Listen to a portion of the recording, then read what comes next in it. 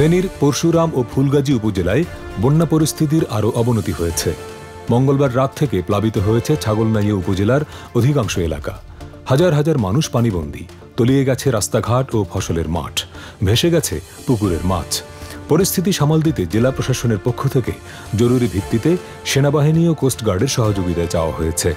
গণমাধ্যমের খবর বলছে, ভারতের ত্রিপুরা রাজ্যে পানি বেড়ে যাওয়ায় ডুম্বুর বাঁধ খুলে দেওয়া হয়েছে। এতে ফেনী ও কুমিল্লায় ব্যাপক আকারে পানি ঢুকে এই আকস্মিক বন্যার সৃষ্টি হয়েছে। 5 আগস্টের রাজনৈতিক পট পরিবর্তনের পর থেকে সাবেক মন্ত্রী, এমপি ও আওয়ামী লীগ নেতা এবং বিগত সরকারের সুবিধাভোগী হিসেবে চিহ্নিত সরকারি কর্মকর্তাদের গ্রেপ্তার অব্যাহত রয়েছে।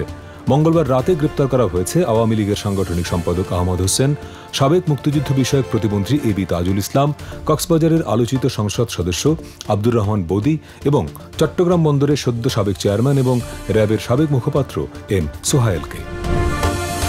সাংবাদিক দম্পতি সাগর সারোয়ার ও মেহেরুন রুনি হত্যার রহস্য দ্রুত উন্মোচন করা হবে বলে জানিয়েছেন অতিরিক্ত অ্যাটর্নি জেনারেল ব্যারিস্টার অনিক আর হক। মঙ্গলবার রাতে নেক্সাস টেলিভিশনের 7 দিন অনুষ্ঠানে তিনি বলেন, এখন পর্যন্ত 111 বার এই মামলার তদন্ত প্রতিবেদন দাখিলের সময় নেওয়া হয়েছে। সুতরাং কেন এত সময় লাগছে সেটিও জানা দরকার। 2012 সালের 11 ফেব্রুয়ারি রাতে রাজধানীর পশ্চিম রাজাবাজারে সাংবাদিক দম্পতি সাগর সারোয়ার ও মেহেরুন রুনিকে নির্মমভাবে হত্যা করা হয়। আশা করি এখন এটা আলোর মুখ দেখবে।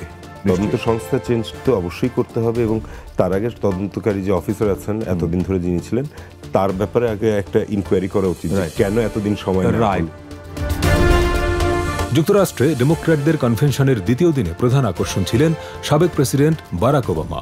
বারাক ও তার স্ত্রী মিশেল উভয়ই কমলা হ্যারিসের প্রতি তাদের পূর্ণ সমর্থন জানিয়ে বলেছেন, কমলাই যুক্তরাষ্ট্রের পরবর্তী প্রেসিডেন্ট এবং তিনিই হবেন যুক্তরাষ্ট্রের প্রথম নারী প্রেসিডেন্ট। বারাক ওবামা তার ভাষণে বলেছেন, কমলা হ্যারিস তার নতুন কাজের জন্য তৈরি। বাংলাদেশ ক্রিকেট বোর্ড বিসিবি থেকে পদত্যাগ করেছেন প্রতিষ্ঠানের আলোচিত সভাপতি সাবেক ক্রীড়ামন্ত্রী নাজমুল হাসান পাপন। বুধবার সকালে ক্রীড়া মন্ত্রণালয়ে অনুষ্ঠিত বৈঠকে তার পদত্যাগের কথা জানানো হয়। তিনি ইমেইলে পদত্যাগপত্র পাঠিয়েছেন বলে জানা গেছে। এখন বিসিবির নতুন সভাপতি হিসেবে দায়িত্ব পালন করবেন বাংলাদেশ ক্রিকেট দলের সাবেক অধিনায়ক ফারুক আহমেদ। ক্ষমতার পালাবদলের পর থেকে পাপনের খোঁজ নেই।